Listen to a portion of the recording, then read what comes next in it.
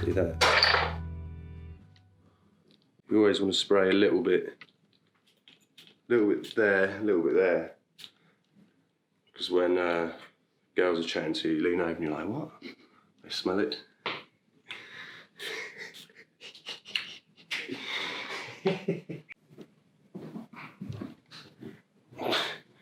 I've just got out of the shower.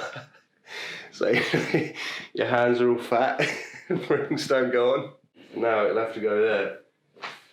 And check this out, man. So this box, they're mustard seeds. You put it, just chuck it in the mud and it fucking grows. Like onyx.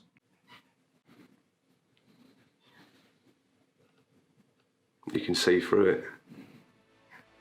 So you can see souls of the dead. See you later, Calypso!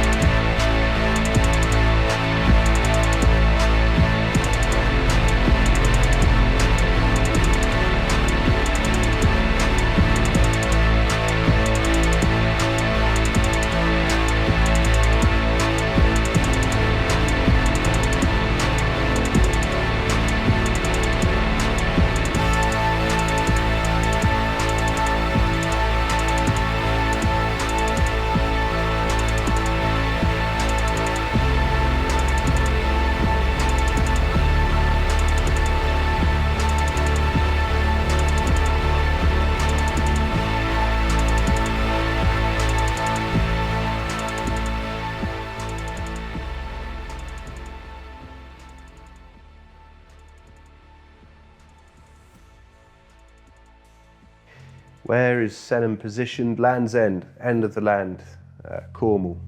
We're right on the tip. So basically we're exposed to rough seas, stormy weather. It feels like there's a microclimate down here, you know. Even locally, 10 minutes away, it might be sunny. Down here is freezing cold. There's swells massive, smashing up against a cliff. The area really reflects the people as well down here. You know, it's a pretty intense place to grow up and live, I'd say for sure. Ways that I'm creative is through surfing, and mainly surfing. I enjoyed boxing as well because I find it quite interesting moving around, trying to avoid your opponent, stuff like that. Is almost like a form of dancing. And then with drawing is probably the third expression, just because it's something that you can do wherever you are. So I'd say my style, if I had one, certainly wouldn't be perfect. I like just jotting things down, whether it's on a surfboard or anything like that. It's graffiti almost. School, there was always other things in my mind. I never listened. There was only a couple of subjects where I listened.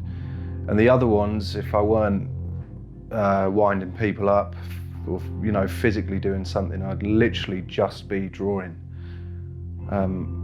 just doodling. You know, the teacher's voice would just become an echo in the background, and you know, you just go into your own world, just drawing things, making the time go quicker. So loads of drawing in school. That's really where it all started, and there's still what it is today. I'll draw when I'm bored, you know.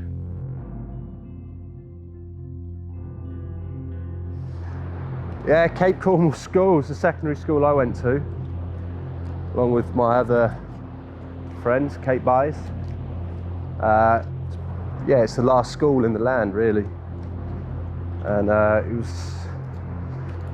it was amazing because in primary school I was well behaved.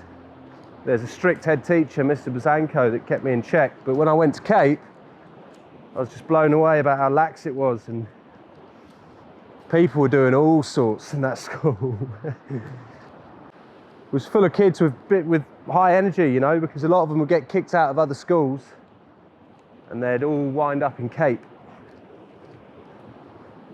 So we had the best time at that school. At lunchtime we could go out in town, and the only downside of it really is that I left without a single GCSE. Single pass, not one. Yeah. Well, the good thing about it is that we had a really good fucking time. When I was younger, I got my first job when I was 16 as a lifeguard, and I'd work through the summer and not spend anything, and then I would use all of that money to do one big trip away for most of the winter, like 4 months plus.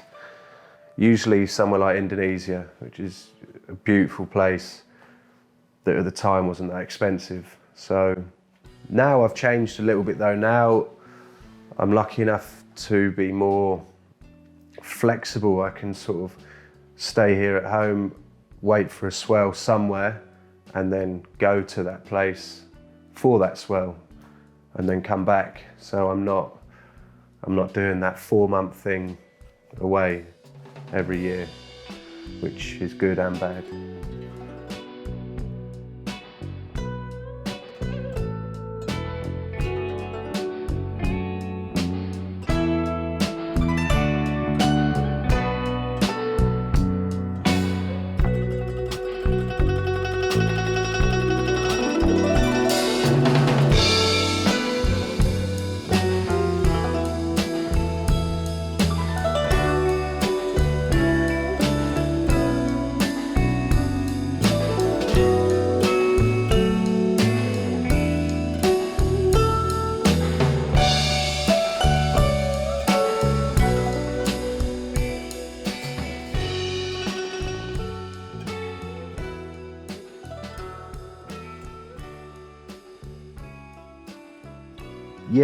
Yeah, there are times where surfing does definitely take a back seat.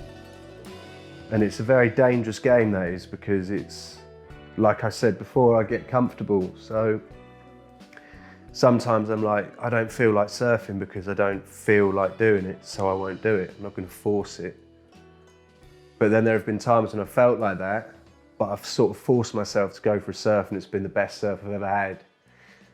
So for me, it's always worth realising that and keeping that balance there. Otherwise I could slip off and never surf again.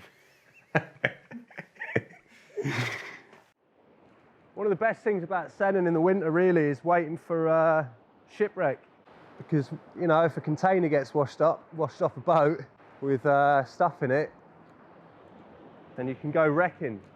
You get all sorts. Living by the sea is exciting because it's always different, changing. Anything could come in. There was a time where about 3,000 pouches of Golden Virginia tobacco got washed in. And we went and got them, 1,000. Brand new Golden Virginia, all still in its packets. Problem was is that the sea had got in just a tiny little bit.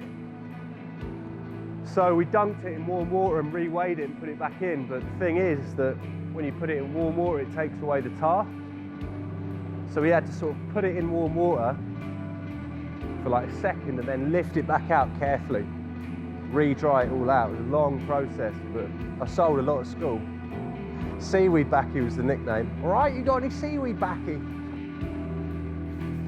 Have I been an upstanding member of the Senon community? When I was young, definitely not, because I suppose I was quite misbehaved. I was just full of energy and pretty cocky.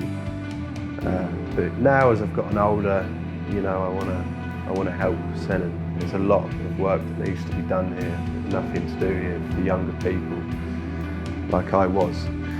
So I may have burnt a couple of bridges, but they'll be rebuilt, I'm sure, in the future, yeah. There's a few people that love me, and I'm sure there's a couple of people that hate me too. Still lots of pranks on that. Yeah, there'll be pranks. No, none of that. No, I'm gonna be the counsellor one day.